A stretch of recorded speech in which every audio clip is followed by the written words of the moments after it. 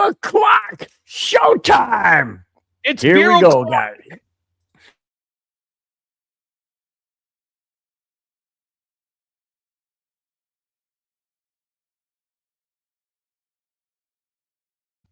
What is going on here?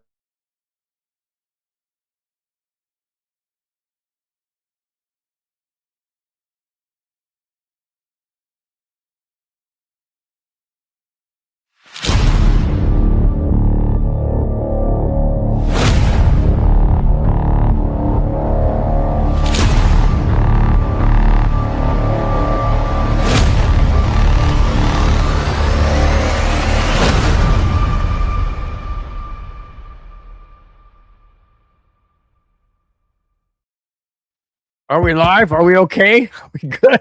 Hello, Bronco fans and football fans everywhere. Welcome to the Broncos Buzz on the MHRT network, as well as our own channel, Broncos Buzz on YouTube. This is a show that is everything Broncos and brought to you with emotion, passion, honesty, and of course, Spence's comments, my comments, your comments in the chat. We are Broncos Buzz. What the heck was that? It's called Friday the 13th. Oh, we just got 13th. Never thought of that. You're right. This is Friday the 13th. And with that being said, I hope everybody stays safe, because if this show doesn't go any better than that intro, we are in a world of hurt. But guys, hope each and every one of you had a fantastic week. Tomorrow is what? Is tomorrow, Spence? It is Valentine's Day, and yes, I got the 2 dozen roses. I got the card. And dude, you must have spent bank. I was at Rouse here locally in Southern California. I was at Rouse, and I was going to get my wife a beautiful bouquet. Not something elaborate, but something that doesn't come in a vase and all that. Just take, dude, $59.95. Costco. I'm like, holy crap. So I got home and I said, babe, I I love you dearly. I know tomorrow is Valentine's Day. Order whatever you want on Amazon, because I know it's going to be a hell of a lot cheaper than freaking roses. I was like, golly. Yeah. See, I went to Costco on Wednesday before the crowd. Gave it to him earlier so she could admire them all leading up to today. We're going to go out to do sushi tonight. Got her. Yeah, we're doing Valentine's Day today because tomorrow is so hectic with going to 2 basketball games, 3 birthday parties, and someone 3 birthday parties. Whose birthdays? 2 of my daughter's friends, 1 of my son's friends. So I'm going from here to here to here to here to here to here, starting at 8. But don't you do that on a normal day? No, here to here to here to here. For all of those who don't know behind the scenes, Spence literally got in the green room 4 minutes. 1 minute before, or 1 minute. It was before the show, so it was crazy. But that's the kind of life he has, man. That's the kind of hectic life he has. It's all good. Other than that, Spence, how was your week? Week was good.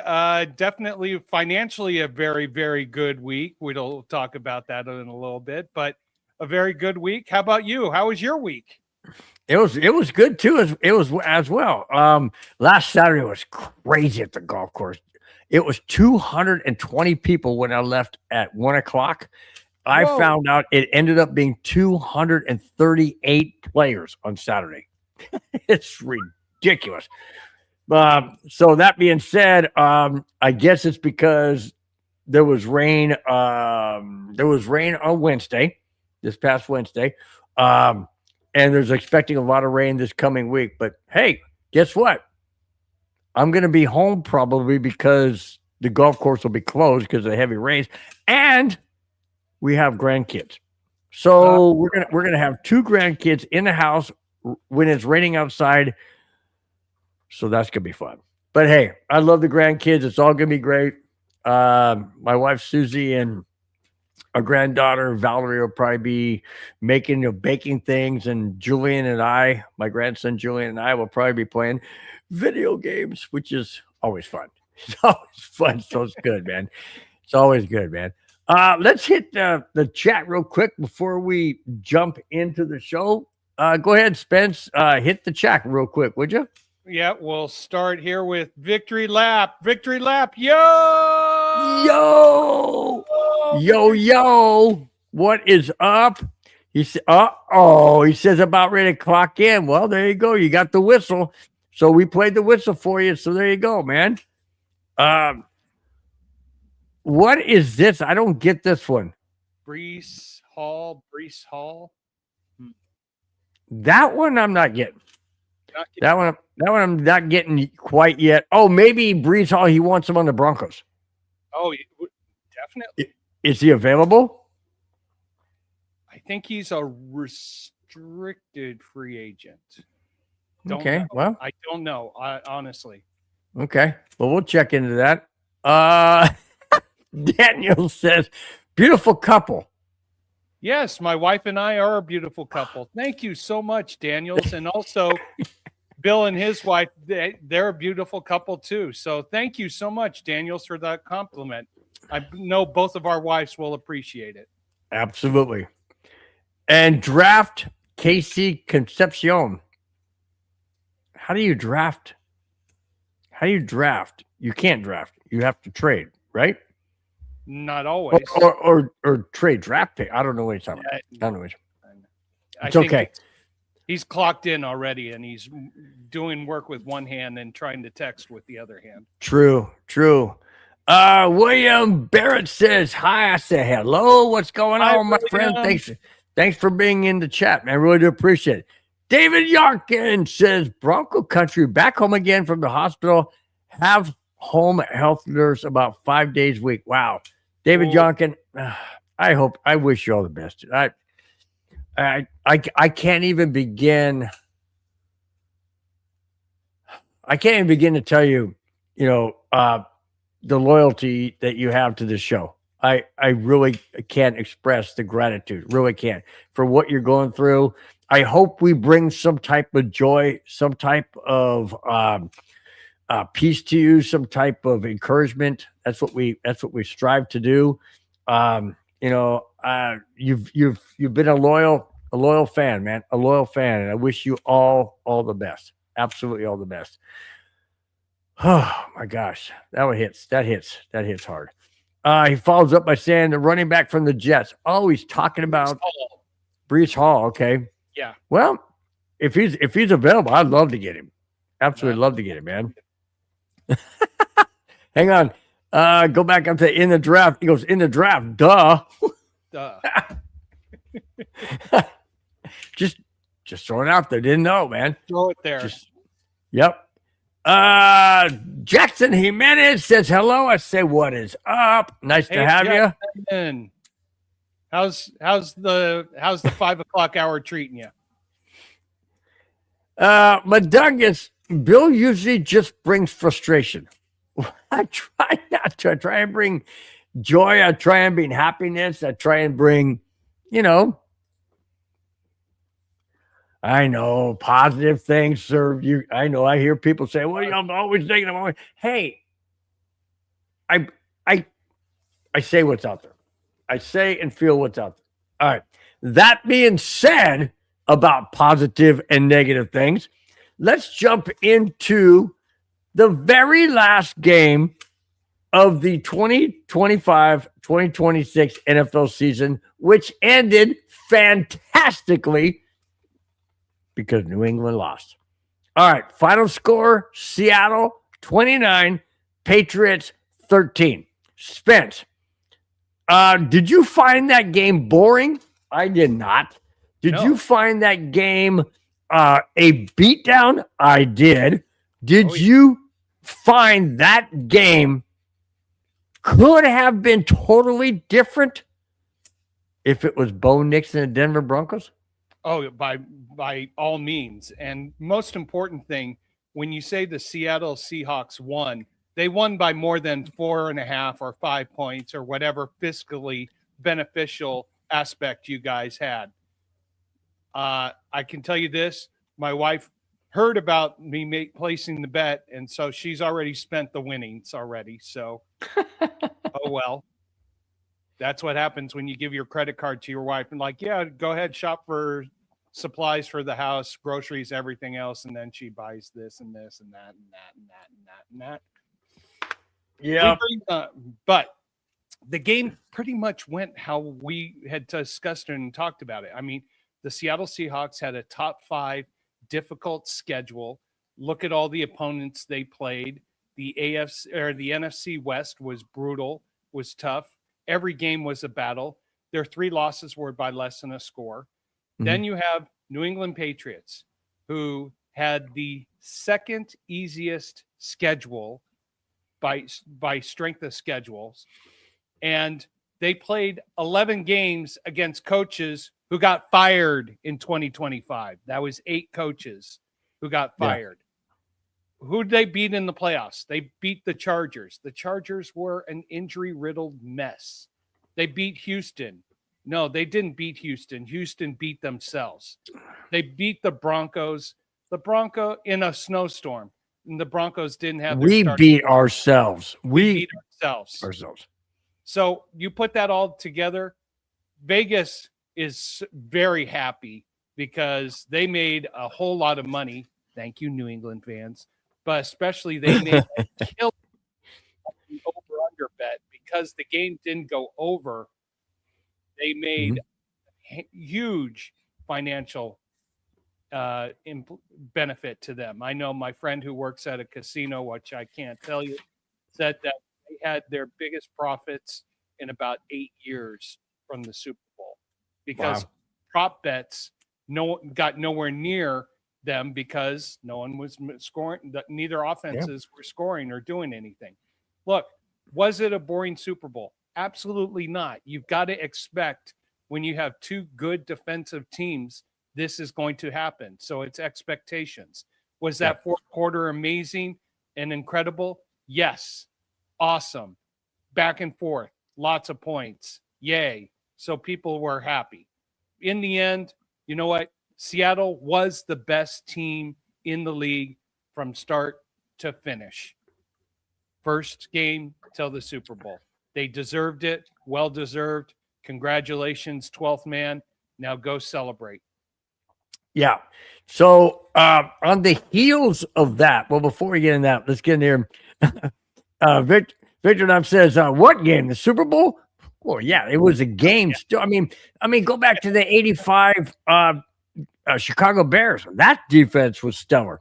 How about the Broncos game against Carolina, Super Bowl 50? That was a defensive game. So, yeah, defense wins Super Bowls. Everybody said that. Offense wins or offense scores points, but defense will always win games. Always. Because if you can keep them out of the end zone and force field goals, all that kind of thing, well, then, yeah, you get your defense going to win games. Just plain and simple. Plain and simple. Victor Knapp also says Vegas called and had that TD call back. What TD was called back? The one where the holding penalty where he ran around the end and scored that. Oh, yeah. No, Vegas didn't do that. Come on. Did I do that? No, we got that one coming up too. Did I do that? Yeah. That's a good one. Nice. No, in the end, hey, it was a good Super Bowl. It wasn't what the fans want up and down the field, high scoring, final score 49, like the Rams KC Monday Night Football game several years ago, 51-48. It wasn't like that. It was a defensive battle until the fourth quarter. And you know what? You got it. When it comes to football, real football fans, you're patient. The people who are not patient with football are the ones who are complaining. You know what? Go back to your, webcams and social media, gripe all you want. Now, one last comment in regards to the Super Bowl directly. Does this set? Not that I care, but we are a show with different teams that we bring in and different players that we talk about. Does this set back Drake May confidently going into next year? No, because he took a big step forward, but he got hammered in that Super Bowl. 6 sacks, 2 interceptions, and a fumble. Well, that left side of that offensive line, 2 rookies going against 2 all pros. Yeah. It was bound to happen. And Seattle knew where the weak spot was and attacked. Oh, absolutely. It was part of me wants to say I felt sorry for him, but I really don't. I don't. I don't.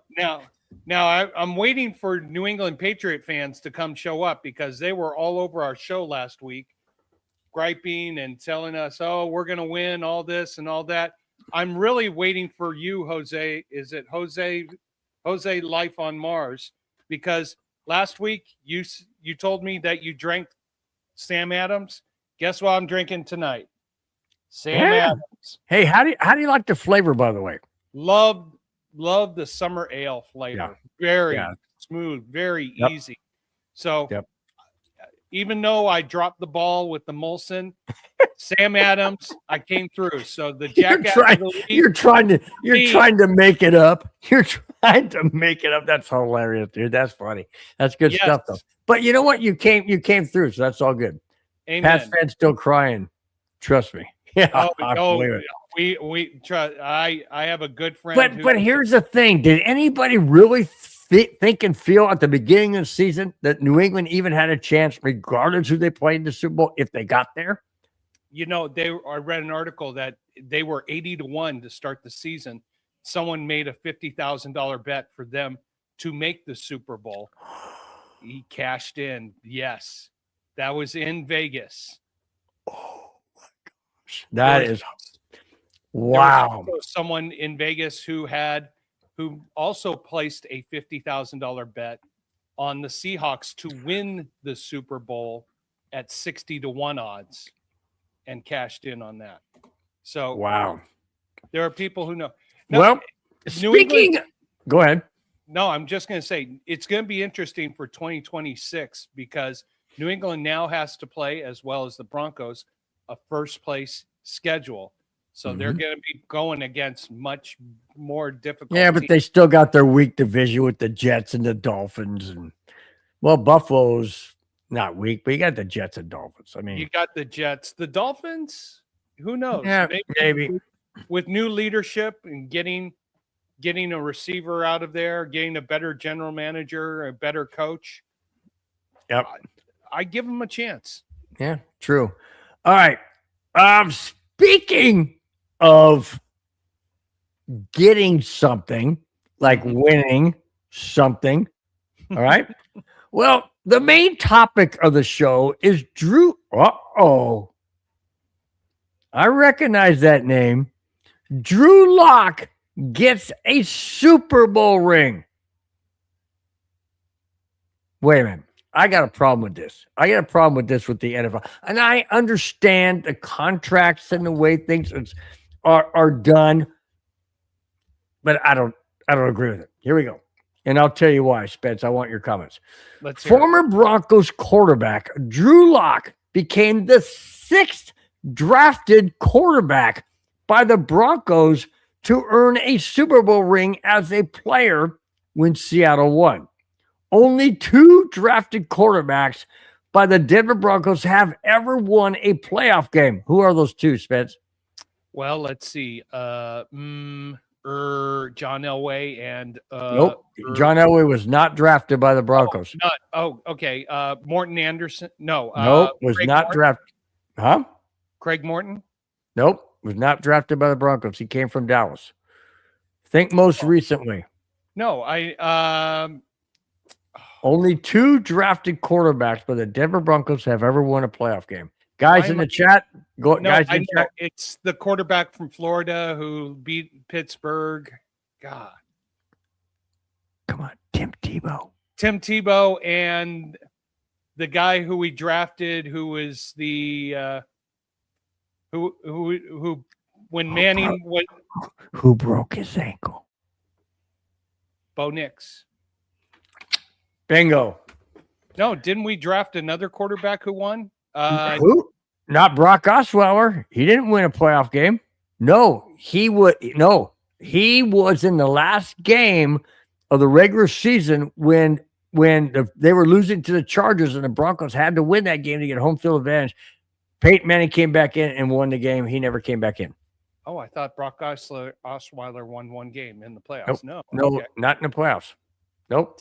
Tim Tebow and Bo Nix. That's it. All right, let me continue. Uh-huh. The other 5 drafted quarterbacks by Denver to win a Super Bowl ring are Jeff Lewis, 1997-1998 Broncos backup, Brian Greasy, 1998 Broncos backup, Tommy Maddox, 2025 Steelers backup. Excuse me, not 2025, 2005 Steelers backup. Brock Osweiler, 2015 Broncos backup, and Trevor Siemian, 2015 Broncos backup. The reason why Osweiler and Siemian both were backups was because that's when Peyton Manning was out, and Trevor Siemian was brought in when Brock Osweiler played 7 games for the Broncos that year, went 5-2. Went 5-2. So let me ask you a question, and here's what bothers me. All right, Jeff Lewis got a ring, Brian Greasy got a ring, but here's the thing. My opinion is this, and I don't write the contracts to these guys, and I'm not involved directly or indirectly, but for that measure, with the NFL. But how in heaven's name, if you can sit on the bench and do nothing but hold a freaking clipboard with an earpiece in your ear and not play a single down in the entire season and or playoffs and or Super Bowl and get the same exact freaking ring that the guys who busted their ass, and got bumps and bruises and injuries and whatever, and did everything on the line to win those games, and you sit back with a clipboard and get the exact same freaking ring? There should be a backup ring, like one with less diamonds and smaller sides and something that says backup on it. I mean, I don't mean to be irate about this, but Brock Osweiler, in my opinion, deserved that Super Bowl ring because he played 7 games in the season and he contributed. He beat the Patriots on that Thanksgiving week. I remember because I was at my sister's house and watched it. We loved it. Beat New England in Denver in the snow.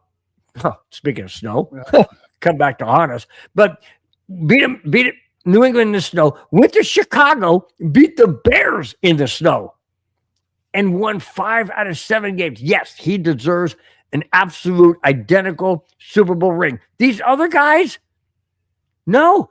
Do I think Drew Lock deserves one? No. But he gets one, and that's what bothers me. Am I wrong, Spence?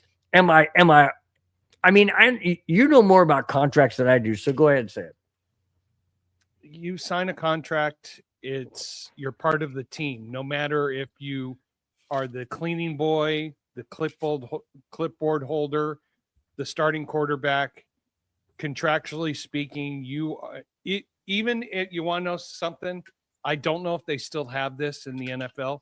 Even if you were on the team for 1 game and didn't even get on the field, you still get a ring.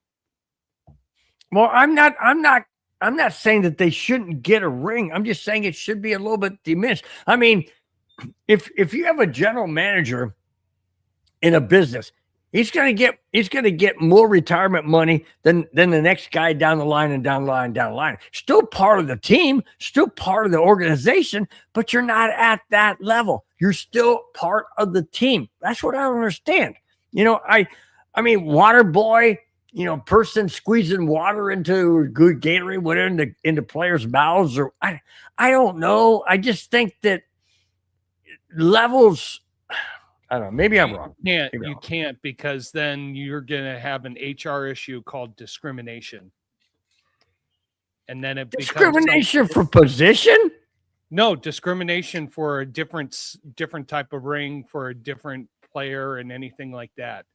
I mean, if you're part of the winning organization, everybody should get the same type of ring or the same type of bonus. Okay. Or the same, you can't, in this day and age, you can't discriminate, unfortunately.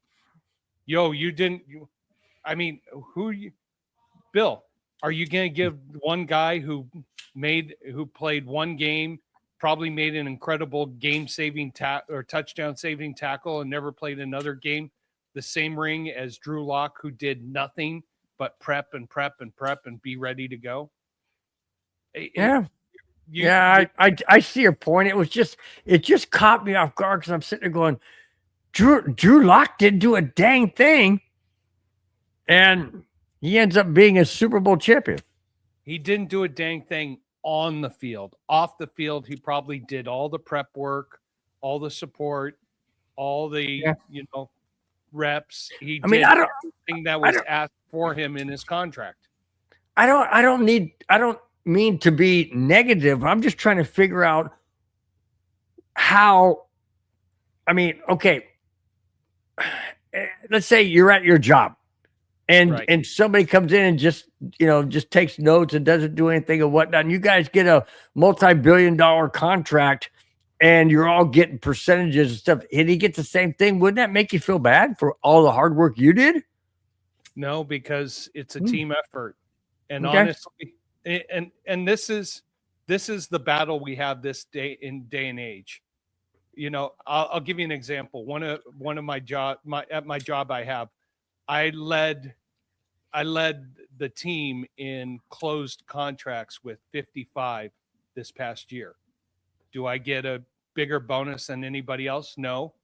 And it doesn't bother me, because some people worked on hundreds in almost billion-dollar contracts, which took a little more time, whereas I was working on probably contracts that were 10 to 100 and I think 180 million. So there wasn't as much detail. So does that, I mean, everybody does their part. Right. And if you're going to say, well, because you didn't do as much as me, you're not part of the team and not part of the reward. Good call. Good call. And you know what? Jimmy makes a good point. He says it's called being part of the team, Bill. Okay, yeah. I get it. I get it. I don't know. When you're on a team, there are people who do a lot more and people who do a lot less, but you share equally in the wins and the losses. Yeah, true. Good point. Speaking of relishing in the wins, how about this one? Drew Brees is a first ballot Hall of Famer and thanks Sean Payton for his belief and confidence in him and his ability. Brees also said that he needed New Orleans more than New Orleans needed him. He said it was an absolute honor and a gratitude from the bottom of his heart, because and I was at that game in San Diego when the Broncos played the Chargers, and Drew Brees was back to pass and got, I think it was might have been by John Lynch. I think it was John Lynch that hit him and just wrecked him. And he was done. And that's why the Chargers got rid of him. They released him saying he's done. He's never going to be able to play again. Sean Payton took an interest in him, took him under his wing, took him to New Orleans, and Drew Brees is going into the Hall of Fame as a first round selection. Is that amazing? I mean, you talk about going from the depths of obscurity to not being able to even play again, to getting into the Hall of Fame. And he said he attributed that solely 100% to Sean Payton for the trust in him and for giving him that opportunity. I have no idea what his speech is going to be like. but I am going to tune in because I can imagine it's going to be very emotional, very heartfelt.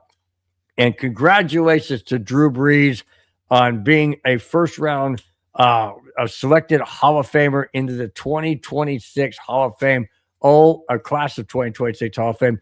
Spence, what are your thoughts about Drew Brees' first round ballot? More than well deserved. I mean, to go from that moment where you're in your rookie contract with the Chargers, and your last game you're injured significantly, and the Chargers decide not to re-sign you. He was an unrestricted free agent. And then for Sean Payton to see the vision and to have the trust, and for Drew Brees to have that trust also to want to get to the same area. This is an indication of the amazing talent that Drew Brees has, but the amazing coaching ability that Sean Payton has. So Drew Brees being a first ballot Hall of Famer, congratulations, well-deserved, well done.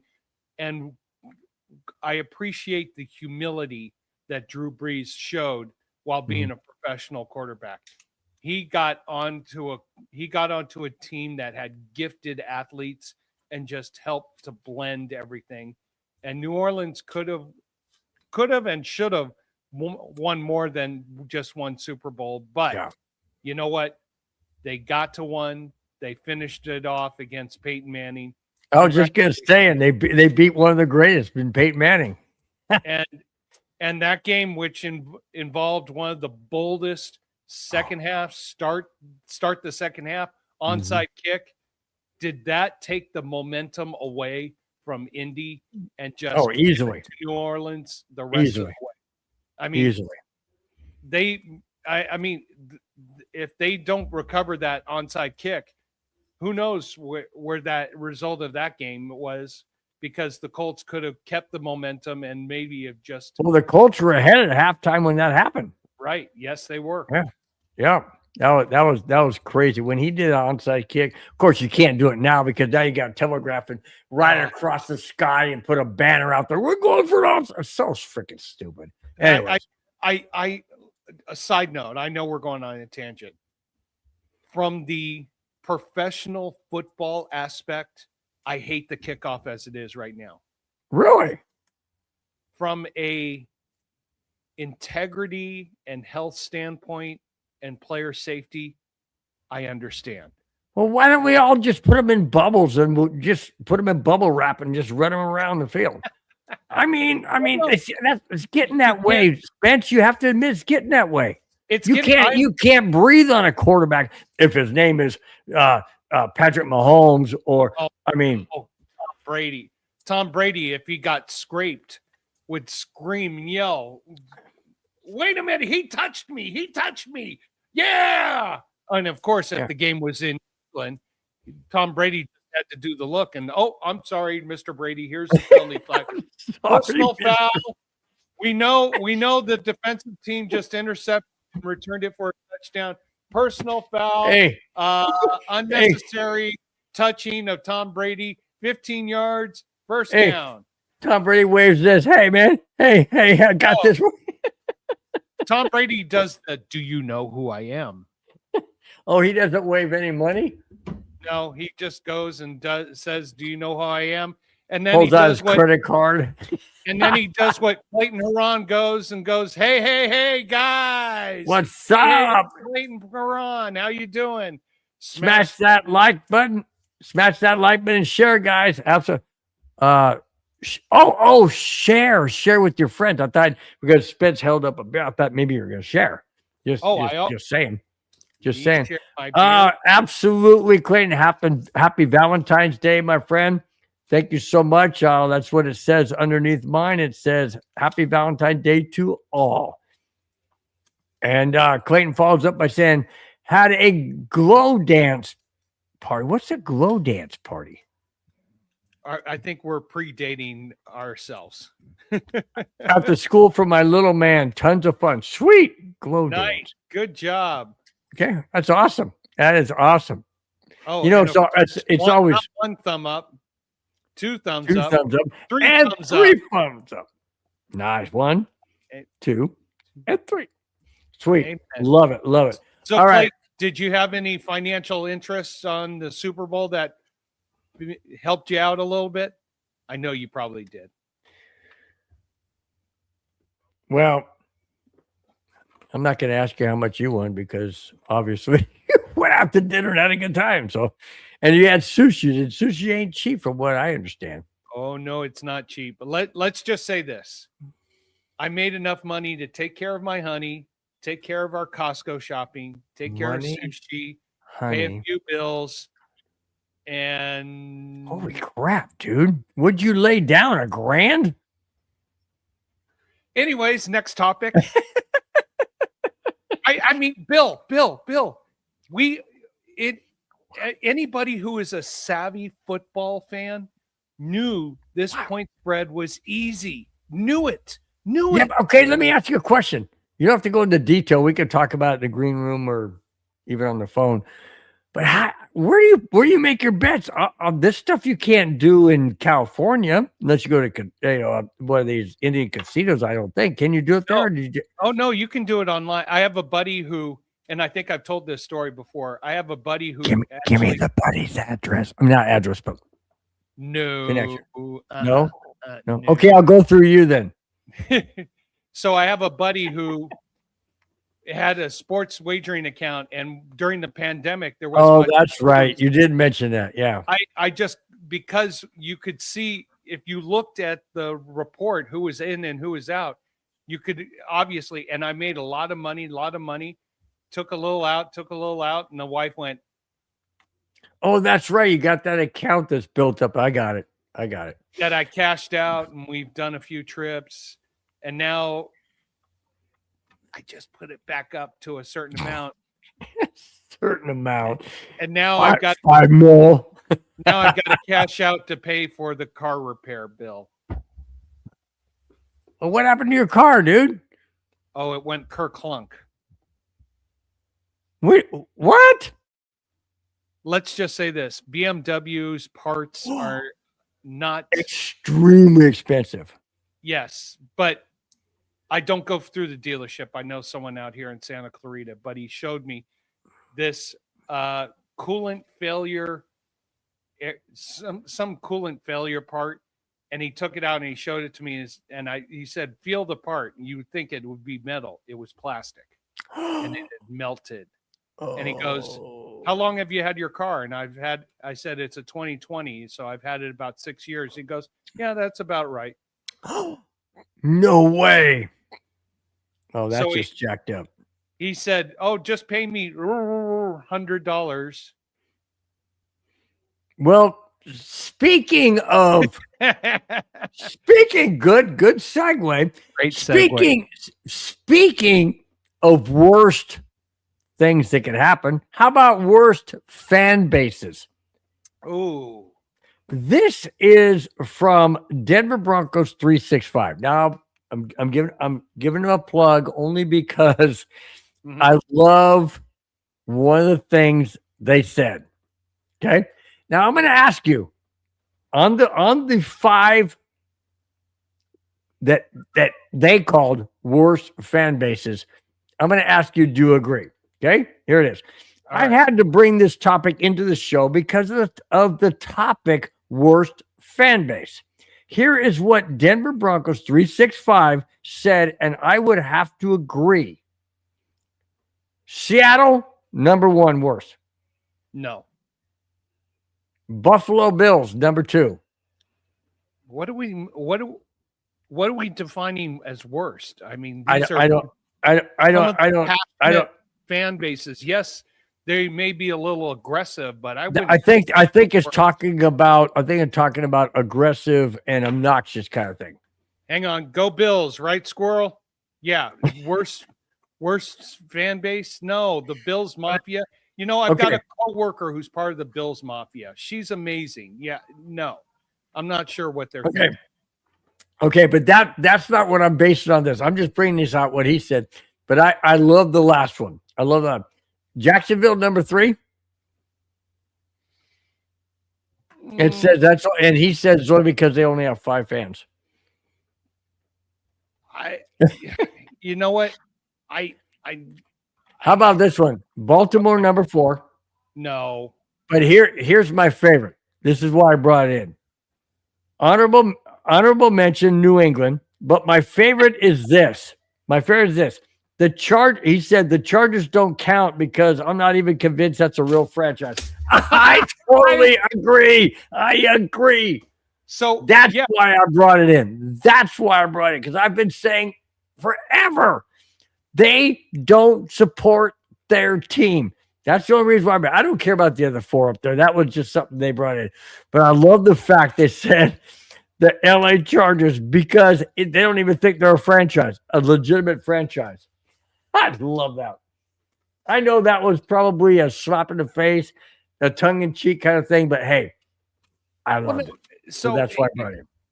I mean, what are the parameters? That's the only thing worse, because I wrote down and I was like, I tried to get my 5 worst. I came up with 4. 2 of them you hit. Chargers. I mean, you were, San Diego. You own when you were San Diego, you had one of the most amazing fan bases. You came up here. It was pretty good.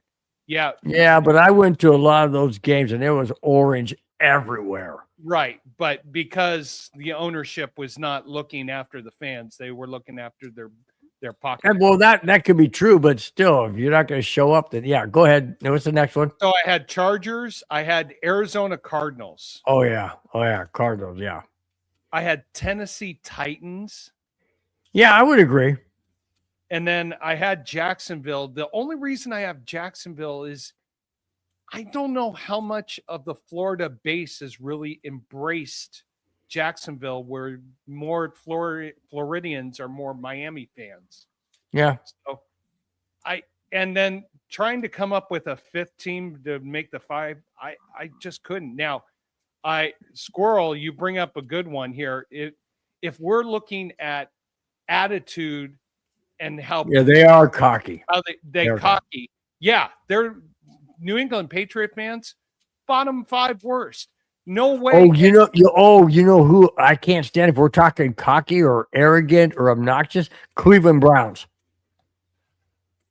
Because they throw biscuit. Come on, they threw biscuits at Elway. Come on, you don't do stuff like that. You don't throw stuff on the field.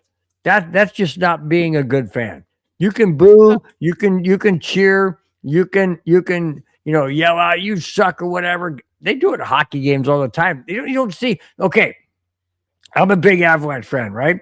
And we cannot stand the Vegas Golden Knights, okay, because they've beaten us several times in the playoffs. So whenever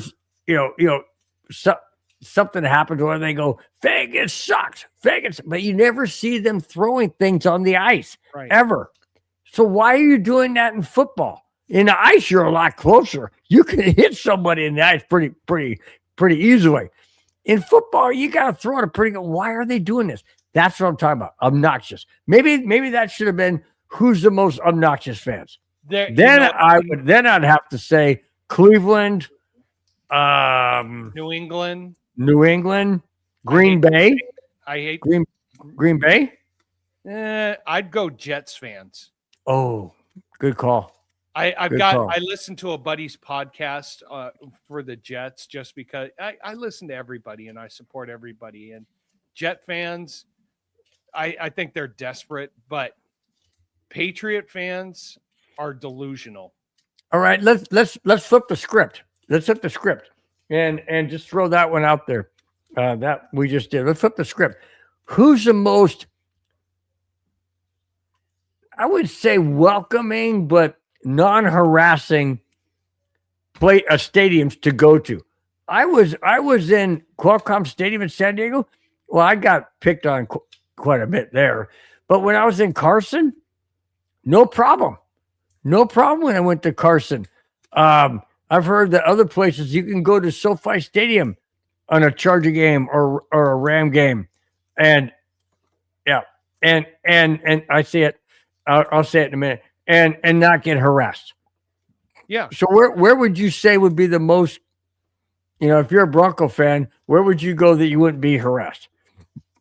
Paul Smith says, I'd say Dallas for what? For obnoxious? Probably obnoxious. Yeah.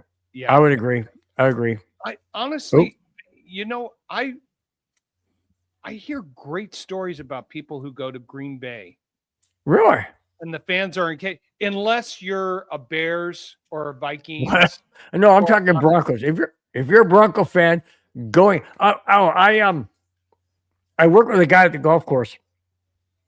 He's a huge Charger fan, and I can attest to that. He is a legit Charger fan. He said he went to Kansas City this past year, and he said that they sat with Kansas City amongst Kansas City fans, or all surround them, obviously. And he said they were super nice. They were super nice and saying, "Hey, you guys got a great quarterback," and blah blah. And I'm like, "What the heck? Really, Kansas City?" I would not have suspected that. Here's an interesting story from Squirrel. No one is that bad at Highmark. I went to primetime games against Patriots, and one was that angry at each other, surprisingly. And one was it's probably, and no one was that angry. No one. Yeah. Huh. I guess it all depends. I mean, if the Broncos go to, let's say, Dallas, they're not going to be picked on. It's a different conference, totally different division. I think if there's a significant rivalry, then the fans get more heated. Sure. I would say this. Would you go to Vegas with the Bronco Raider game? I think yes. You would. I would because my buddy Jack and my buddy Navman would have my back because I'm on their shows. No, and you know what? But it's not in Oakland too. Oakland's completely different than Vegas. Oh no. And I've told you my one story. The one time I went to the LA Coliseum where I wore my Bronco gear, and my dad immediately got me out of that stadium quick, fast, and in a hurry. So I have talked to Bronco fans who have gone to Vegas, and yeah, there's sections where it could be very, very altercationally. Well, don't go to the black hole, man. That's don't go to you're gonna get sucked in there. But there's other locations where they've gone to, and Raider fans are genuine. They understand it, but it's just when it was in Oakland, oh no, I would not risk anybody's life going to an Oakland Raider game. I wouldn't want to be in Oakland in the daytime. Forget about going to a stadium. Just be in Oakland. That's like being in where? Compton? It's Southern California. Okay, well, let's try to be supportive of our. I am supportive. All right. Speaking of non-support, speaking of supportive, and maybe not so much, but let's go to one of two segments. First one is called "Did I Do That?" Here it is. Did I do that? And here it is. Former Minnesota Vikings running back Adrian Peterson loves to play poker and takes it very seriously, especially when, lots of money is involved. Well, that's the first problem right there. And probably some drinking and probably anyways, Peterson and another player, poker player, got into a fist fight due to a dispute over a poker hand. This was at Jokesters in Houston. So Adrian Peterson goes and plays poker regularly. He loves the game and everything. And there's a dispute over a poker hand, and he decides to get in a fight. Oh, by the way, he got knocked out. Mm-hmm. The guy that hit him knocked him out. Now, Adrian Peterson used to play football in the NFL. Oh, but he had a helmet and he had shoulder pads, and he didn't have anybody hitting him in the head. This guy did, and whoo, down he went. Spence, seriously, you're going to get into a fight over a poker hand at a poker establishment or whatever called joke? Yeah, well, there you go. There you go. But seriously, and now Adrian Peterson is injured, and I don't. They didn't say he's got press charges, which I doubt, because it's apparently. Oh, by the way, apparently they know each other and are friends. That's well, not on that night. no. What do you think of that, Spence? I mean, again, you're involving gambling, you're involving drinking, you're involving two high testosterone individuals you're playing poker. When you play, yes, I like playing poker with my buddies. Am I going to go to a poker house or a casino and play? No, because you're up against guys who know everything about facial reactions, hand reactions. I mean, I have an essential tremor. When I have a good hand, it probably will exacerbate like that.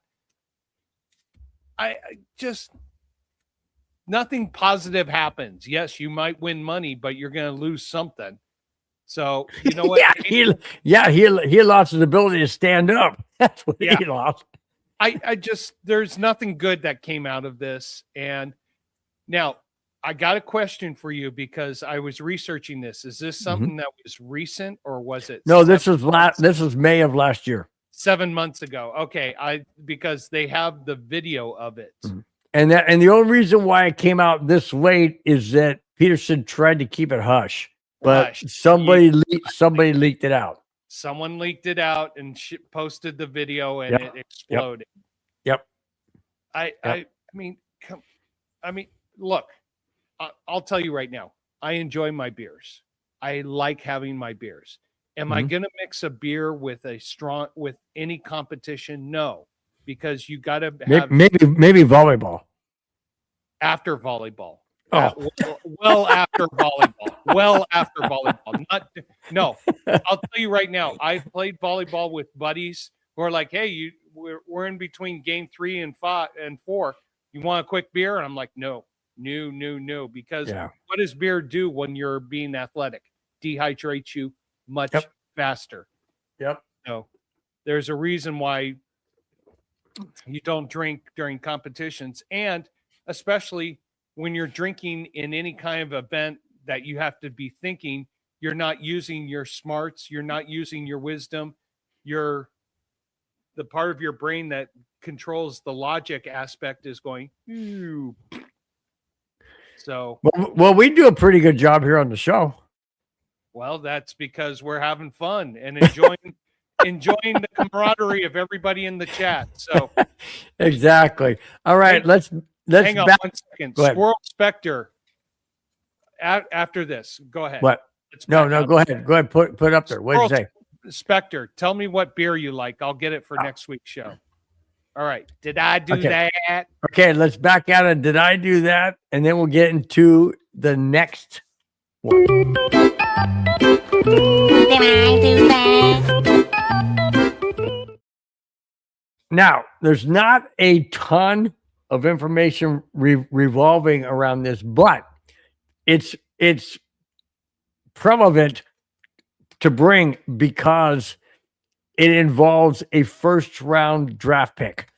And whenever there's a first round draft pick and something bad happens, their career is probably not going to go too far down the line. So here it is. This is this week's Jackass of the Week.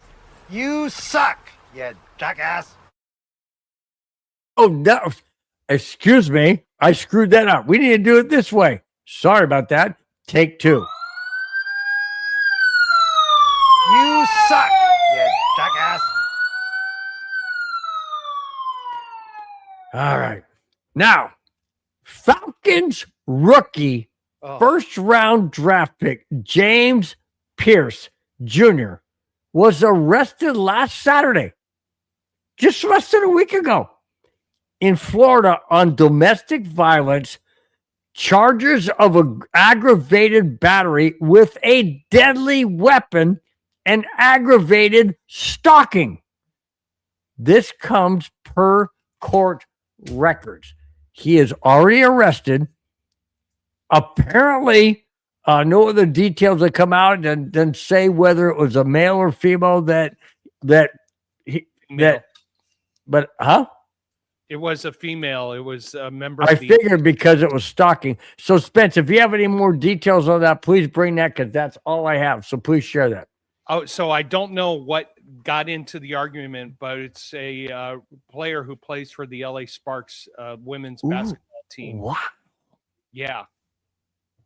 Oh, yeah. So Atlanta Falcons is involved with the LA Sparks female basketball player? 2 counts of domestic battery. He's geez. 30. He's 22 years old. He finished 3rd in the rookie defensive player of the year. And you get into some kind of domestic dispute with, they didn't say girlfriend, they didn't say partner, they didn't say fiance. I mean, but he's stalking her. Exactly. That means intent to harm. Intent to harm, which is he's gonna get a strike against him. What now? The Atlanta Falcons quickly came out and said, we have no comment on the situation. We're going to let this play out in the courts and with the. Of course, they're going to have to. It's a criminal charge. I mean, this is. I mean, stalking. Now wait a minute. If he is Atlanta, does he live in Atlanta? Does he live in LA? How does he know this female? They didn't connect the dots, or they're Wow. not saying how they're going to connect the dots. Because, Probably not, because it's still under investigation. Yeah, exactly. And when it comes to the court case, that's when gosh. If this came out in the media right now, it would pollute the jury. Right. Jury trial. Yeah. This is a 22-year-old who didn't get his way and is overreacting to get his way and to show power and authority over a girl. All right, let me ask you this. Let me ask you, Spence. Okay, I've never had a problem. I've never had a problem with my game, if you know what I'm saying. I never had a problem with my game. You know, high school, dating, whatever. I'm not wealthy. I'm not multi-millionaire like these guys are that come out of college and sign these contracts. I don't think you've had any problem with your game. I mean, I've seen you on a game show. You didn't have any problem with what, with being you, you know what I'm saying? So why do these guys feel they have to have that type of control? Do they not have game? Do they not say, hey, you know what? I can just be me and just, I know it's a power trip, I guess. I've never had that type of power trip. Never want it because it doesn't seem beneficial to me. But I don't understand how these people feel that they have to use power and control. All they got to do is just be themselves. Just be yourself. Let me throw this to you, Bill. The first time, if you can remember, the first time a woman that you really were head over heels for, or you really liked, rejected you, how did you react? That was high school. Not so much rejected, because I kind of put myself in a bad situation. Right. Because I was dating somebody else when I really liked the other one. I was trying to make her jealous and stuff. But I mean, I felt bad, but I looked at myself and said, okay, I brought it upon myself. I did that to me. It wasn't her, as I did it to me. And years for a while, I kept thinking, God, I wish, I even talked to my sister at the time because we were both in high school, and I was I'm 2 years older than my sister. And I said, dang, I kind of screwed up. And she goes, yeah, kind of, and I go, well, live and learn, but that was then. But and that was what, 16, 17. So I get what you're saying, but I didn't take it to the point of just going nuts, just losing it. Yeah. I will tell you a little story. So I was involved with a wonderful French Canadian gal, and I thought it was going to go all the way. It was going to take the next steps. I had purchased the ring to ask her to marry me, set up an event for us to go out, and right before that, she dumped me. Hello. What? I said, hello, Anna. No, no. Anna knows this, and I've told her. Oh, okay. This. So I did not handle that rejection well. I was mentally unstable. I couldn't focus. But would you have gone to the lengths of stalking and abusing? Not abusing. I did stalk one time. Wow. Yeah. Okay. But this is how everybody handles rejection. I did not handle it well. I did not go to the extremes to commit harm. I went to the extremes where I couldn't accept it, and I just had to understand. No, I get it. And evolve. I get it. It's No. how everybody handles rejection. How Sure. do you handle it? How do you deal And with it? I will share something with you and with everybody, obviously, because it's going to be out there now. When I got divorced in '89, sorry guys, won't be able to stay in the stream tonight. All right, Brad. Hey, thanks for at least be chiming in. Thanks so much. When I got divorced in '89, I'm not going to go into detail because I'm not going to, but I contemplated suicide because it was very dramatic to me. And obviously I'm glad I didn't, because and wasn't all just me that stopped it. It was my best friend at the time. But anyways, I'll tell you, I can tell that story in the green room, Spence, at some time if you want. But anyways, the important thing is you took the wisdom of rejection and didn't take it to the extreme level where you acted out against another individual. Oh no, it wouldn't have been against an individual. It just would have been me. But anyways, that's a whole nother story. But it's crazy how people do things, especially when they got money and things like that. Man, we went on a whole personal situation, which I think is good. It's good because it lets the people out there know we're human. We're human. We're not sitting there talking about somebody that we can't relate to, because we all can relate to something that somebody's going through. We all can. And I can relate to what he's going through, but to the levels and to the extremes that he took it to, not so much. Not so much, because we understand the rational and logical decision and would never take it to the point of committing harm to someone who rejected you. He made that choice, and he's going to have to now live with the consequences. Right. All right, let's back out of the jackass of the week, and we will continue on with something that I'm going to bring in. I've been wanting to bring in for a while. So let's back out. You suck, you jackass. Okay. So before you go there, CC Motion 1998. Thank you, Denver, for proving once again Josh Allen is a fraud. I got to disagree with that. Wow. Because Josh Allen made mistakes, but he's brought Buffalo to a very high level, and he just needs support, and he needs to not make as many mistakes. So Josh Allen being a fraud, no, I would disagree with that, CC Motion. I think he's a great quarterback. He just needs a better voice on the sideline and in his head with an offensive guru who's going to lead him to the next level. So Buffalo's going to be a very interesting team in 2026. So let's see what they can do with the new coaching staff. Well, not new coaching staff, a promoted coaching staff. Yep. All right. Let's go back to Super Bowl real quick. I meant to bring this a little bit earlier. But during the Super Bowl, there was an instant that occurred that the NFL will never show because they don't want to promote somebody doing exactly this. And this is what happened during the Super Bowl. I believe it was what, the third quarter, fourth quarter?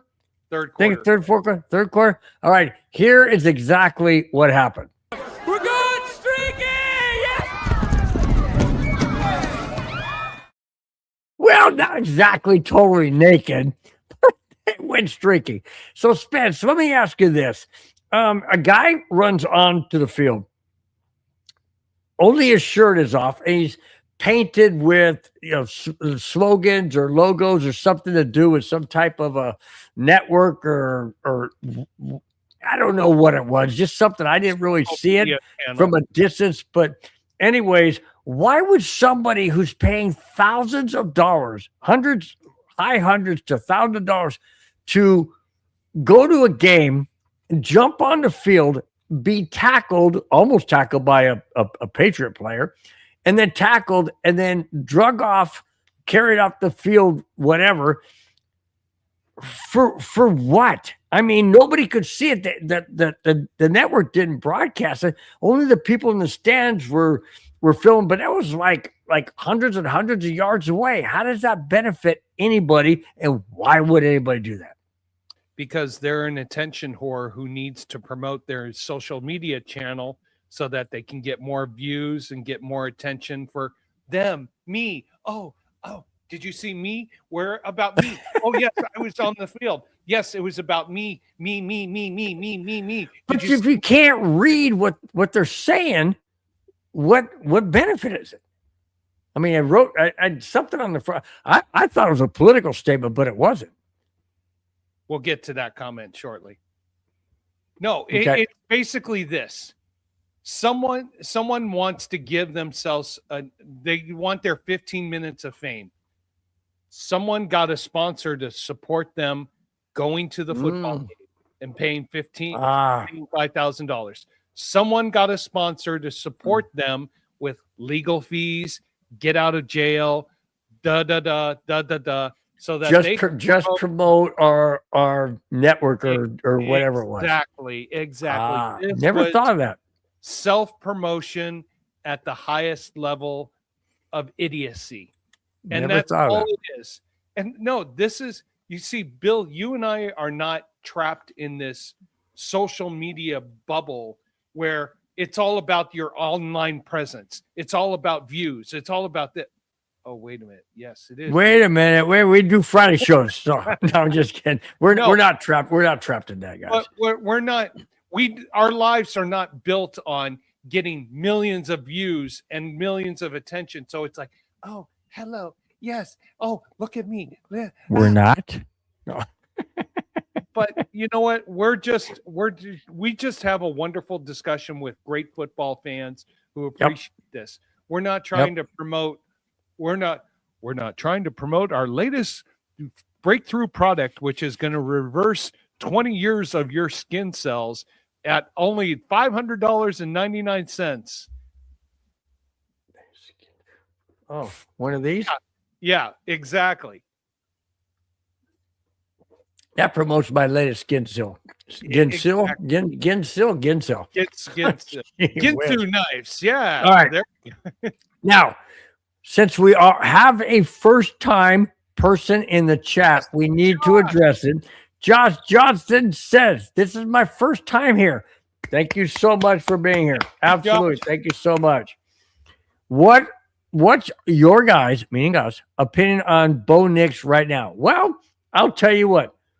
Since you brought that up, we are going to skip a couple of topics that I had in line just to get to your question because of the simple fact that you're a first time to the channel. So we're going to go ahead and put these back. I'm going to put these other ones back in order. And while you're doing that, Josh, if you're a beer drinker, what's your beer of choice? Put it into the chat here and we'll promote that. And maybe I'll get that beer for next week. There you go.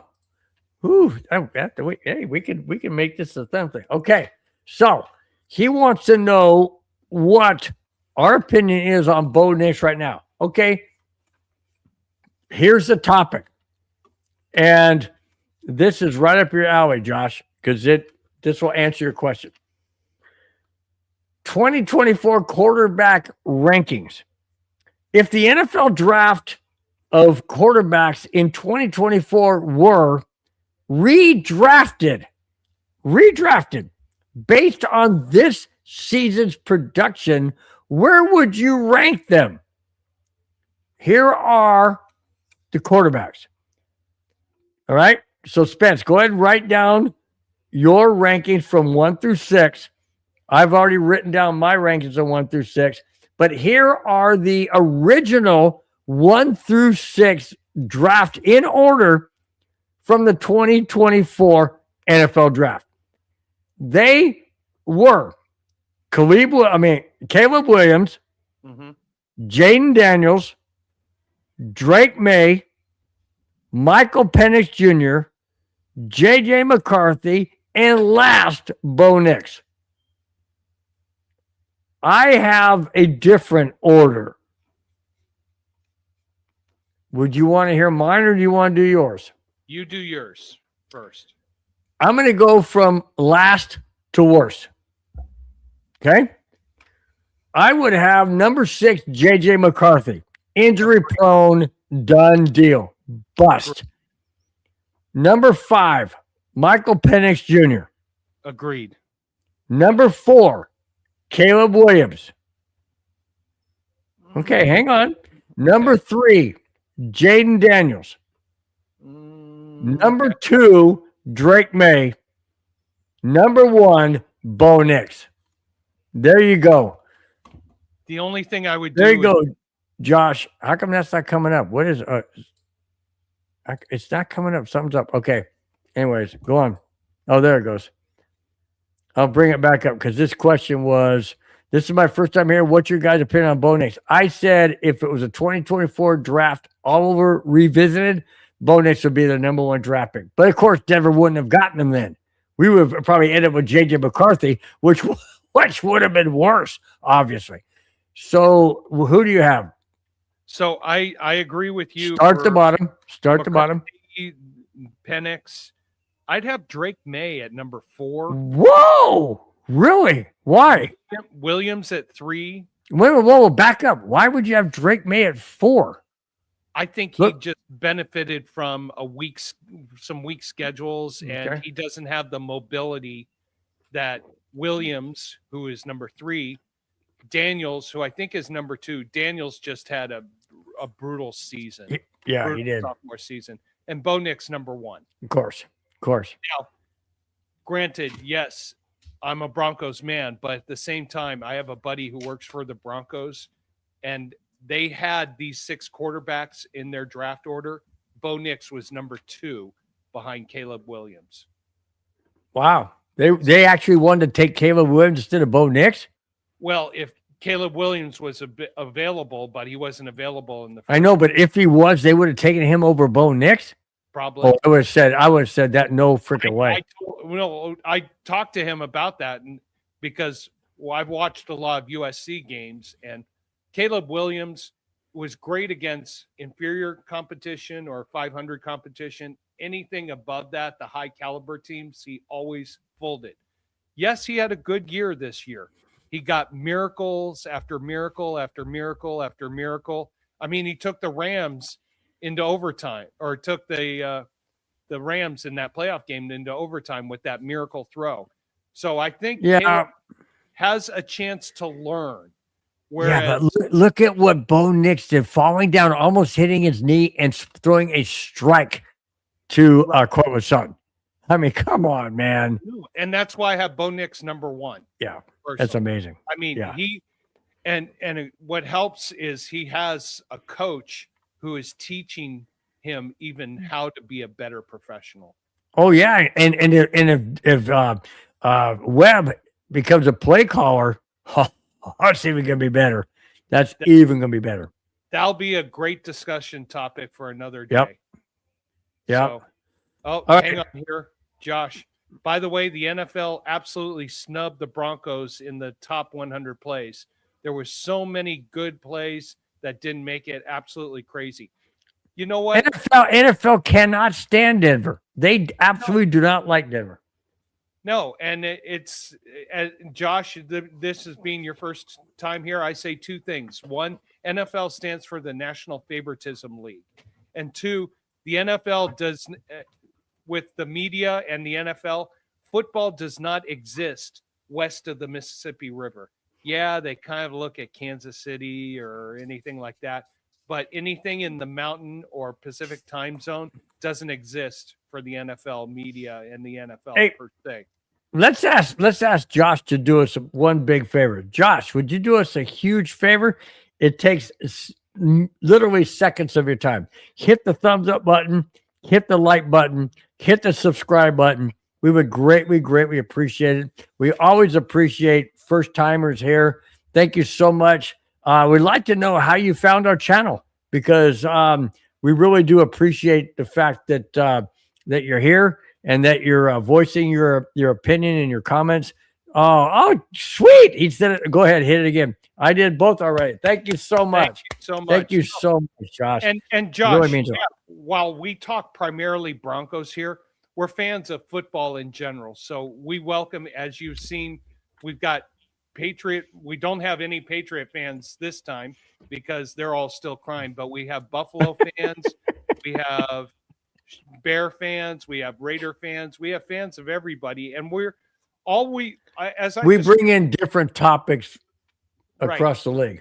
We're all on one big couch in a sports bar, just yapping and talking to each other. Bill and I are leading the discussion, but we enjoy having. Where's my couch? I ain't got no couch. Where's my couch? Your wife has it.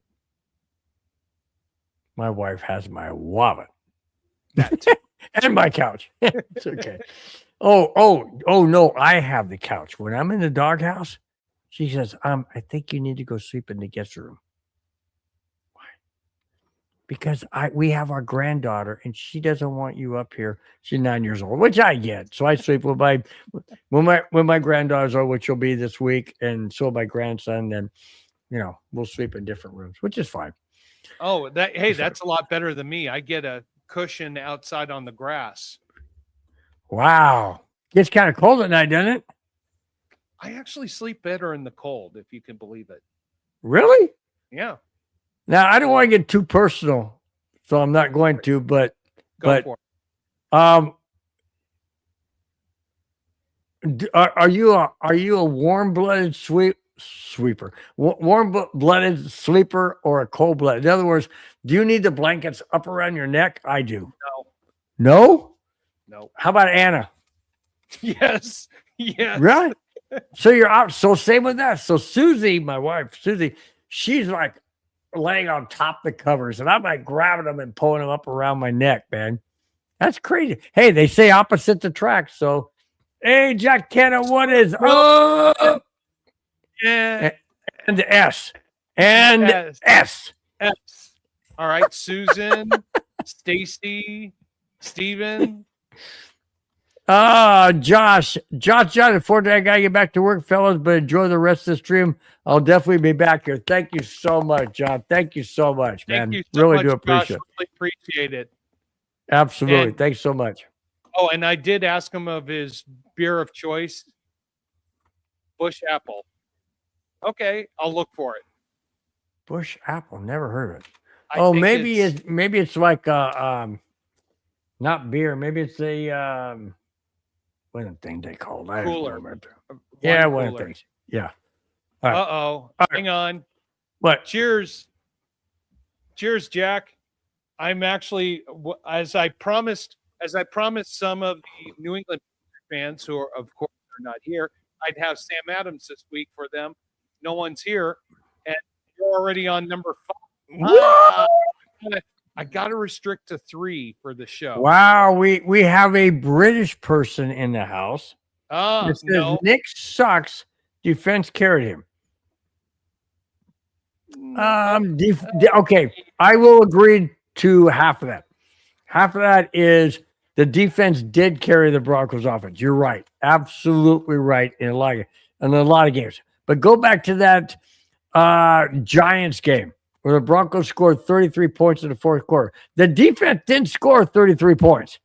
The defense did not score 33 points in that fourth quarter. The offense did. So, yes, the defense did carry the Broncos for the majority of the season. I will give you that. But And not also, not how totally. about this? We're down by 14 in Philadelphia. Yep. Who brought that crack? Who brought that comeback? Bo Nix and the offense. The Yep. defense just stopped Philadelphia. So, Yeah, true. no, All right. hey, Gaston, who's your team of choice? We wanted to hear from you on that. United Kingdom. And no, I think that's a Confederate flag.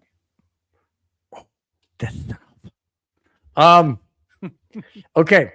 Now, you ready for this? Let's hear it. A new head coach. Well, there's been 8 of them. Mm-hmm.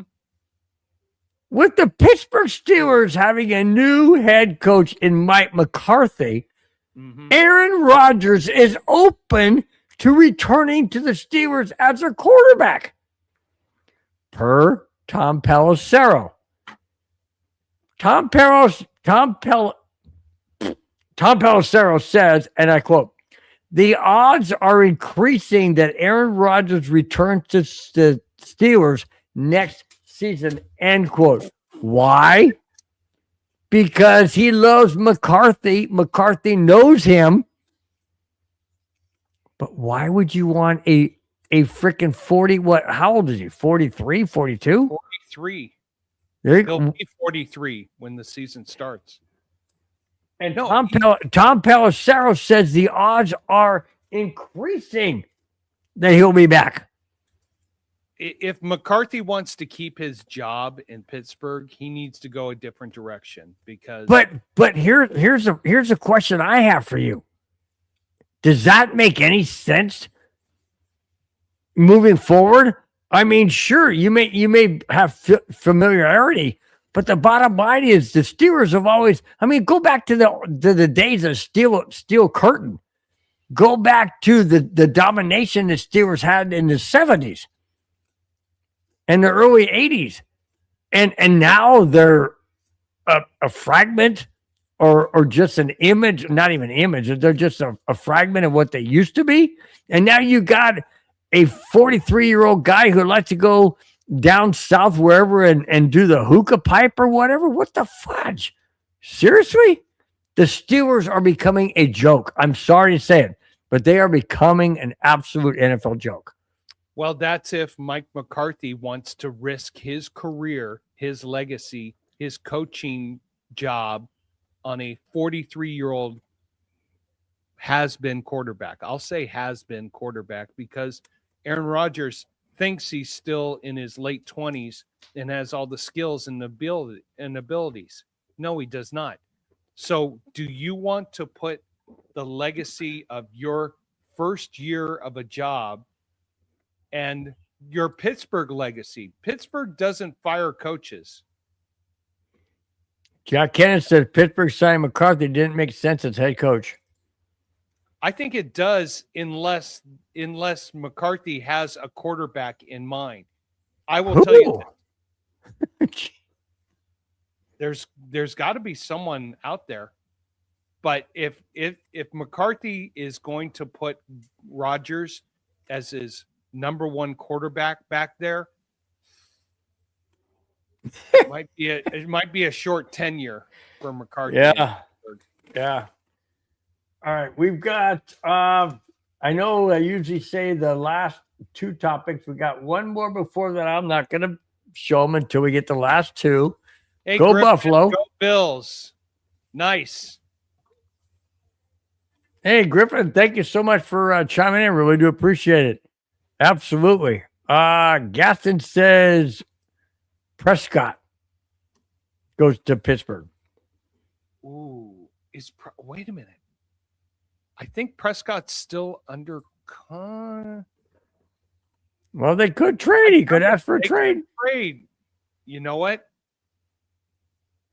That would Dak make a Prescott. lot of sense. That would make Well, then Aaron Rodgers would be out, no doubt. Of course. But if the Steelers can get Prescott and put those two back together. Well, who would be the Cowboys quarterback then? They'd have to draft. They'd have to draft. Ooh, and that's a rebuild then. Which, well, hey, they've got draft picks. Yeah. Brad H. Hey, by the way, Brad, thanks again so much for your comment last week by saying that we're the best Broncos show. Really do appreciate that, man. Thank you so very much. We'll always prioritize your comments after that. Absolutely. No doubt about it, man. Free agency is right around the corner, gentlemen. Let's hope we get some good players this time to make our star quarterback even better. We need wide receivers. We need some wide receivers, and we need some running backs, offensive line. I mean, the list is endless, but it's true. Let me comment on that. I think we need wide receivers, but we don't need a number one with an ego of a number one, with an attitude of a number one. We need good quality wide receivers. Hold on a second. Can you take that topic and run with the next topic? I gotta go check on Caesar real quick. No worries. So oh my gosh, my daughter's texting me. Sorry about this. So Brad, sorry about this. Their free agency is right around the corner, gentlemen. Let's hope we get some good players this time to make our star quarterback even better. Well, we've got about $25 million in cap space. So the issue is we've got unrestricted free agents that we need to possibly re-sign. I think some of them might have been Singleton, Dobbins, Franklin, Myers. So you've got the issue. What made us so good last year is that we had so much cap space and we could go out there and get everybody we need. But we had a lot of great signings. Bonito with that signing, Sutton with the signing. So our cap space is limited. So that's where this offseason is going to be very interesting for the Broncos. They're going to have to make some real tough choices with players who were part of the team who are now unrestricted free agents or maybe even restricted free agents. Do we bring them back? And is there someone out there, a resource out there that we can sign that would bring value to our team? So not a whole lot, not as much cap space as we had going into the offseason between 24 and 25. So it's going to be very interesting. But right now, I think offensive line is a need. I think running back, if we can't get Dobbins for a reasonable contract, running back is a need also. And wide receiver, I really do like our receiving core. I think they just need another off season working with Bo Nix, getting more into rhythm. That's going to help them benefit them for the 28 or 26 season. All right. Sorry about that, guy. Just had to check in. No, so, hey, stuff happens. Yep. Appreciate it. So, all right.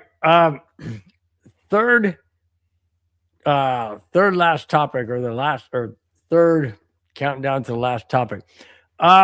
Denver Broncos are focusing on having their new stadium open for the 2031 season. It will have a retractable roof, as we all know, which will give the Broncos a shot at hosting a Super Bowl. However, that isn't the sole reason for the retractable roof. Wait a minute. They've always wanted the Super Bowl in Denver, and that's not the sole reason? No. Here it is. Per Greg Penner, the retractable roof is critical for flexibility to host massive indoor events like the Super Bowl, as well as the NCAA Final Four, which are restricted by the NFL for for open air stadiums. That is fantastic. A lot of people don't want the Broncos to have a retractable roof or a dome, so to speak, or a way to close it because they say, well, the elements should be allowed. Okay, it will be allowed during football games, maybe to benefit the Broncos. But if you're going to have an NCAA Final Four or you're going to have a Super Bowl, the NFL will not allow you to have oh, I'm sorry, unless it's New York in Super Bowl 48 when the Broncos were just, that was a debacle of that whole thing in New York in Super Bowl 48. We're not going back there. But anyway, that was an open stadium in bad weather, and the NFL, a lot of, why? Oh, that's right. What Spencer says. He says it's a national favoritism league. It's the East Coast favoritism. That's why.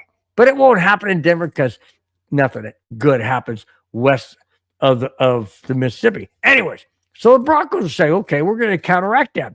We're going to put a retractable roof. We can open and close it at our discretion, and we can bid for a Super Bowl. So the Denver Broncos want to bid for a Super Bowl once the stadium is built and open for the 2031 season. They're going to bid for a Super Bowl they hope to get in 2035. Spence, do you welcome a do you welcome a Super Bowl in the new stadium in Denver? Do you welcome a Super Bowl in Denver? Or do you wish it would still be an open roof and non-retractable? Well, I see both aspects of it. From the football aspect, fan, we want it open. We want weather. We want the snowstorm. I enjoy that. From a business aspect, do you think you can have concerts in the off season in an open air stadium? No. Do you think you can host special conventions in an open air stadium? No. So I see what the Penner family is doing. They want to have a retractable roof so that you can close it off and you can have those special events that bring in 50, 60,000 fans and makes more business for you guys. Well, now, here's okay, go ahead real quick. No, I was going to say, remember when we first started talking about this topic, you said, what is all the perks that has to be next to the stadium? One of them, I remember you saying they have to have 2 bowling alleys next to the stadium. They also have to have a golf course next to the stadium. How can you have a golf course in the middle of winter in Colorado next to the stadium? Now, bowling alleys, hey, yeah, I'm up for that, but I see the business aspect of this long term. This is not just getting a Super Bowl.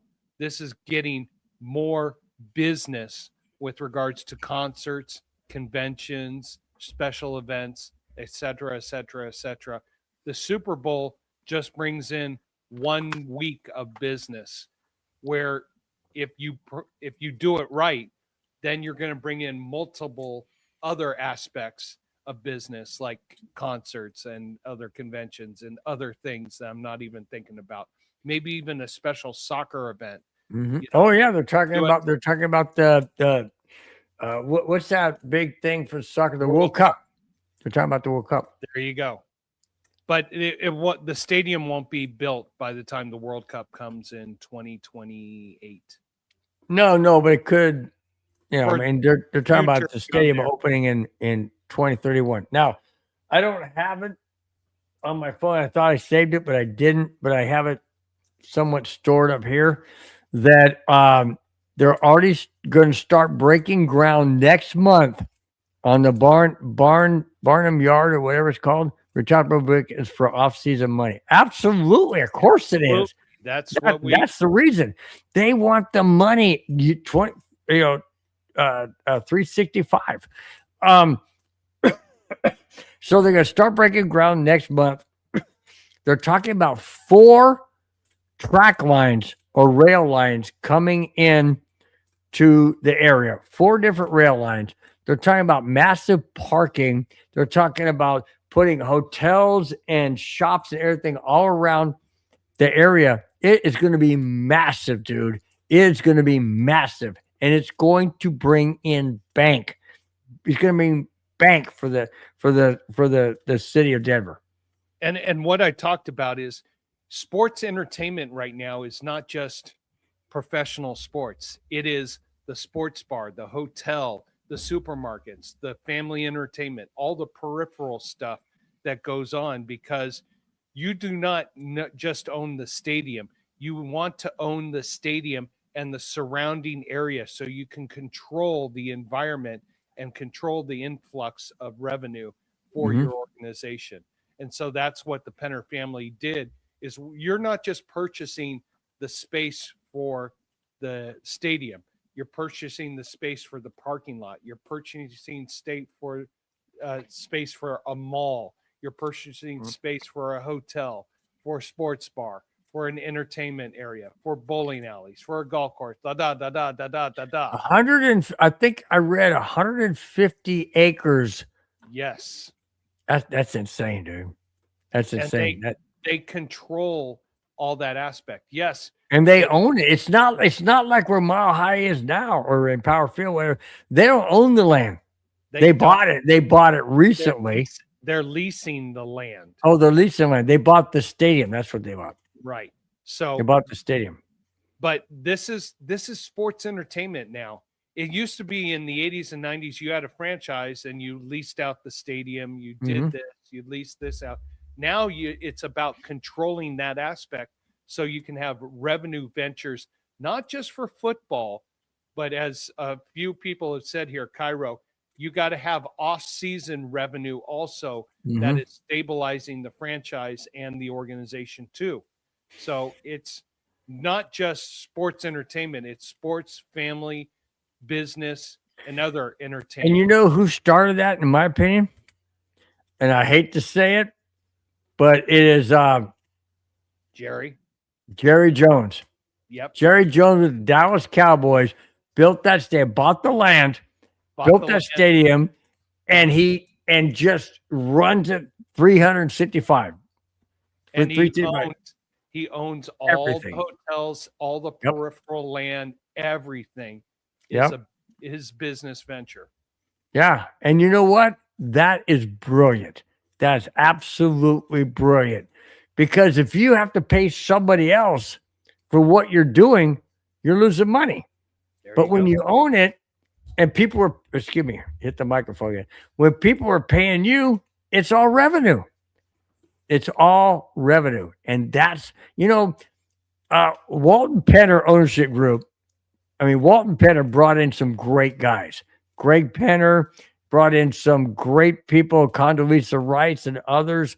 These people know what it takes to be at the top, to do what benefits and gets the maximum amount of your investment. And Walton Penner, Rob Walton did not, and granted, he's not the one who started Walton or Walmart, but he's the one inherited, and he learned from his dad that this is how you run a business. And Rob Walton is no idiot. He's no dummy. He brought in some great people to run the organization for the Broncos. Now, he's the one with the money, but he trusts Greg Penner and he trusts Condoleezza Rice. He trusts the ownership group to do what's best. And sure, they got to clear it with him. But I'll tell you what, they are making moves like of the life, Spence. We've never seen this in a Bronco, in a Colorado organization. We've never seen moves like this. We haven't seen it with the Rockies. We haven't seen it with the Nuggets. We haven't seen it with the Avalanche. I mean, sure, we've seen organizations, but not moves like this when it comes to major stadium investment, major property investment, major decisions to be made down the road. I'm excited. I'm excited. I don't know about you, but I'm excited. I'm excited. And this is Welcome to the new business world where you have to be multi-tiered 12 months out of the year. Yeah. Yeah. Yeah. All right. We are now officially down to, let me get it going, the last two topics of the show. The boss is happy. I know she is. All right. Now, which one do you want first, Spence? You want me to do Commercials. the commercials? Okay, I figured that one. All right. Now, Super Bowl commercials. Every year, the Super Bowl strives to bring out the best in the game as well as the commercials. However, they aren't cheap. This year's 30-second commercial costs anywhere between 8 to 10 million per 30 seconds. Yep. Ooh, tell me the NFL ain't making money. Of all of those shown this past Sunday, Spence and those in the chat, what was your favorite? Honestly, it has to go to the top. Was the YouTube television ad with Kelsey, only because it involved Travis Kelsey? not Travis Kelsey, the Kelsey brother. Grammer? No, not Kelsey. Travis Kelsey, his brother. Basically, they were promoting YouTube television, and everything was meh. It was meh, meh, meh.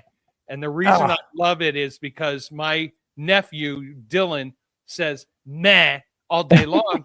But the thing is, he spells it M-E-A-H. In the television commercial is M-E-H. Meh.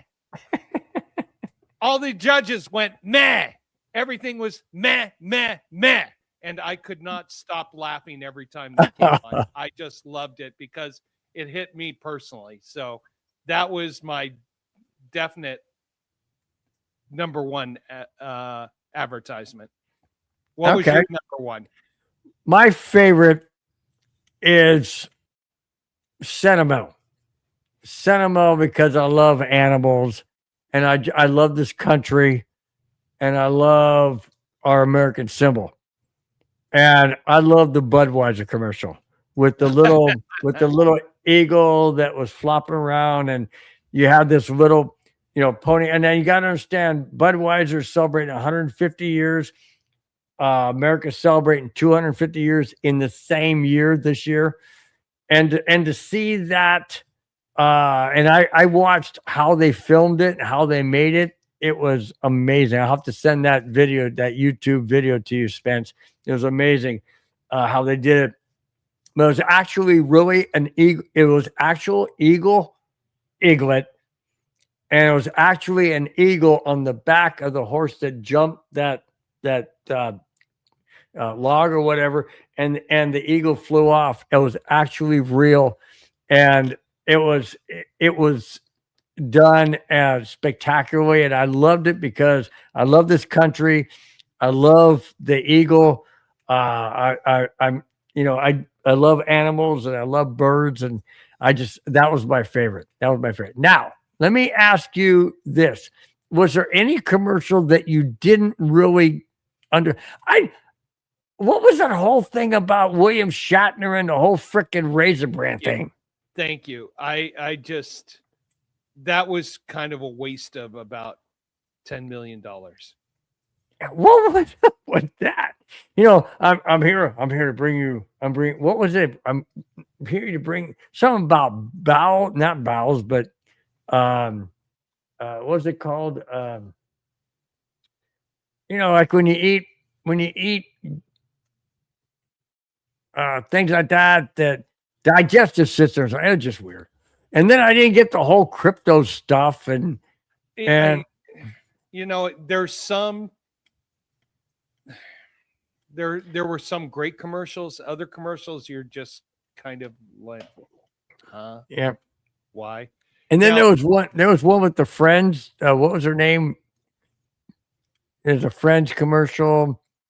It has. I somebody told me that this whole Oh, that's right. Dunkin' Donuts. yes.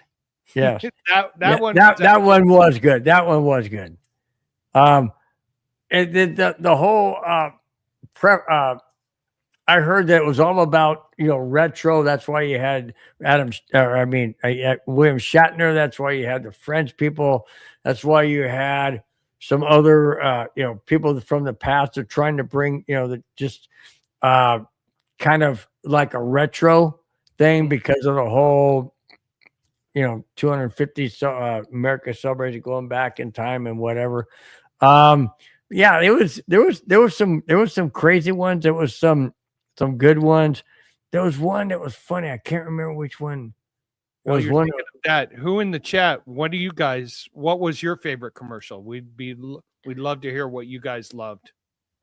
Oh, the Eagles lineman. That was it, Kelsey. Yeah, the Eagles lineman. Not Travis. It was God. What is his name? The likable one. I like Kairos. I wish I could make 7 to 8 million in 30 seconds. I wish I could make 7 or 8 million in my life. I wish I could make $7 or $8 in 30 seconds. Well, you can when you bet like you do. When you bet at Los Alamitos in the quarter horse racing, you can make it that much in 30 seconds. There you go. Yeah. Well, a horse race takes longer than 30 seconds, doesn't it? No, not a quarter horse racing. They do. Oh, well, yeah. They do it in about 19. Jack's with me, man. He said he loved that Budweiser commercial. I loved it. I wish I could show it to you guys now, but we would get copyrighted, so I can't. But just go back and watch it. The commercials were good. Let's see. Jason Kelsey.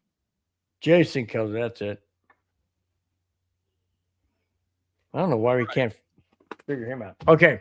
We are now just a joke for the donkey with the vulture on it. No, it wasn't a donkey. It was a Clydesdale, which is a horse. There, he's trying to get under your skin. I know donkeys are not 6'8" or whatever. Jack, you're banned from the show. Not really. Just kidding. All right. Last topic of the show, and here it is, Spence. This is interesting because this is right up your betting alley. And here it is. The Denver Broncos came within one game of making it to the Super Bowl 60. So one would think their odds per Vegas would be higher on the list. Not so fast. The top 5 teams are Seattle plus 750, Rams plus 800, Ravens, what? Ravens plus 1,200, Buffalo Bills also plus 1,200. You got to be kidding me. And the Packers plus 1,300? Nah, I don't see that. In the AFC West, here are the odds. And this will shock you, Spence. Oh, if it doesn't shock you, then something's wrong with you. Want me to start from the bottom or from the top? Start from the top. You sure? Start with the 2 sucker bets. Number 1 in the AFC West. Chiefs? Nope. Broncos? Nope. No, it can't be the Raiders. Nope. Chargers plus 1,500. Chiefs plus 1,600. Broncos plus 2,000. And the Raiders. Get out your wallet. This could be a big payday. The Raiders plus 12,500. Holy crap. 12,500. But the Chargers ahead of the Chiefs and the Broncos? Are you freaking kidding? There is no freaking way. No. I am not buying that. I am not buying it. Spence, why do you think and feel that the Vegas odds have put the Chargers ahead of the Broncos when the Broncos were AFC champions, AFC West champions, home field advantage, and came within 3 points or 4 points because 3 points were tied. They came within a game of going to the Super Bowl. Why are the Chargers, who lost in the first round, the wild card round, are ahead of the Broncos and Chiefs? I don't get it. They're playing to the bettors, the suckers, the people who are like, oh, yeah, like New England should not be 15-1 to win the Super Bowl. I mean, they had a cherry picking schedule. They got exposed by the Broncos. They got exposed by Seattle. They shouldn't be that way.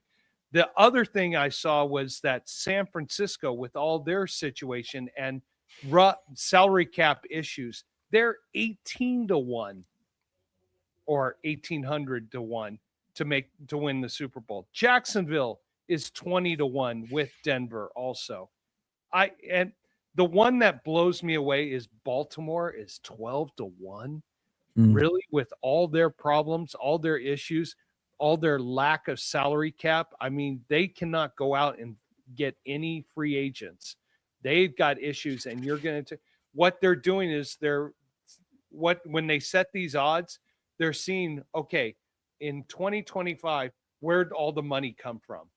They look at those teams where they got most of the money, and they're like, okay, let's lower their odds, make it more reasonable, and try to sucker in people like Jack to bet $10 on the Raiders. Oh, $10. He bet $10 Oh! on it. There we go. Look, wow. On the Raiders to what? Finish last? You never know. No, the Raiders won't be finishing last. No. Back, but this is. I don't mean last in the NFL. I just meant last in division. You know what? This is just a teaser plate. This is just an appetizer plate. We haven't had free agency. We haven't had the draft. We haven't had preseason. This is just a little taste for you guys out there who love throwing money away. I mean, you hear stories about, someone threw 50,000 at 60-1 for New England. How about the guy who bet $2 million on New England to cover? Oops. How about the guy who bet 1.2 million on New England to cover? Oops. How about the guy who bet $1 million on New England to cover? Oops. Mm-hmm. Yeah. Yeah, I read about those. This is just a taste test. This is kind of a feeler out. They put these initial odds out and they wait and see how it's going to go. I wouldn't be surprised if the odds come down on Seattle, come down on the Rams, come down on the Broncos, and probably come down on maybe the Chargers because it is an LA team and you do have a lot of money in LA, so you never know. But I wouldn't mind putting, maybe $50, $100 on the Broncos to make it to the Super Bowl. I mean, the odds are what? What did I say the odds were on the Broncos? 20-1. 20-1. This so you put $100 on, you win what? 2,000? Is this to make it to the Super Bowl or win the Super Bowl? I think it's win the Super Bowl. No, it says making it to Super Bowl. Oh, making it. Making it to Super Bowl. 21's good for the Broncos. I will tell you this. Any of you Raven fans who want to, I'll back your bet because I don't see the Ravens being there anytime soon. Again, making the Super Bowl, Seattle 75-1. 7.5-1. or 700. What is 750? That's what it says there. Rams 800. Mhm. Ravens 1,200. Bills 1,200. Packers 1,300. In the AFC West, it's the Chargers 1,500, the Chiefs 1,600, the Broncos 2,000, and the Raiders 12,500. So if you put $100 on the Raiders to make it to Super Bowl, you can. If they make it, you make bank. Right? We make bank, and we unfortunately just got the word from the bank, the boss, that we kind of need to wrap up things. I know. This is the end of the show anyways. All right. As we wrap it up, Spence, go ahead and run down those in the chat. Thanks each and every one of you for participating. Thank you so much. Spence, wrap it up.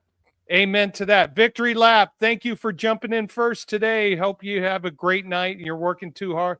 You're working very hard. Daniels, 1883, thank you for being part of the show. William Barrett, hi, William. How you doing? David Yonkin, I hope you are resting comfortably and you have an incredible candy striper nurse who just has your attention and is taking good care of you. Jason Jimenez, hello to you too. Madungus, bring back Bill brings frustration. No. Wow, you said his name right. Maybe it's summer ale. It helps with that. Jimin 819, thank you so much for being a part of the show. Rojas Raymond, thank you so much for being part of the show. Clayton, hey, thank you for being a part of the show tonight. Squirrel, who's a Buffalo fan. It'll be interesting to see how you guys rebuild with the new coaching staff. Paul Smith, thank you very much. He's a big Dallas fan. Thank you very much for being part of the show. CC Motion thinks Josh Allen is a fraud. He's not a fraud. He just had a bad game against a great defense. But thank you for being part of the show. Brad H. checking in. We're always going to give you high kudos. Thank you so much for being a part of the show. Josh Johnson, a first-timer, loves Bush Apple drinks. Thank you so much, Josh, for being a part of the show. We really appreciate it. Gaston Draco thinks that Nix is not a good player. Well, he got to the AFC Championship game. End of sentence. Jack Kenna, are you on beer number 7, 8, 9, 10, 12, 15? I'll find out when he calls me. Amen. Thank you for being a part of the show. And Cairo, thank you for chiming in and being a part of the show. We appreciate all you guys chiming in, being a part of the show, being a part of this great discussion. We have a lot of fun, and thanks to you guys, we really enjoy doing this show. Bill, take us out. All right, so we're going to cut out of here really quick because I don't want Anna to come in here with a noose around Spence's neck and pulls him away from the show. So, guys, thank you so much for being part of the show, being in the chat. Guys, we look forward to you each and every Friday. Have a fantastic President's Weekend. That's right. Have a very, very fantastic President's celebration Monday, a long weekend, wherever you may be, whatever you may be doing. Enjoy yourself. Stay safe. Guys, we want to see you here next Friday in the chat. Till then, guys, have a fantastic weekend. We will talk to you next Friday. Till then, bye-bye. Bye, Dad. Fast lane when I pass in the street, bag of money in the passenger seat. Simcoe's been asking for me on the road from the west to the east.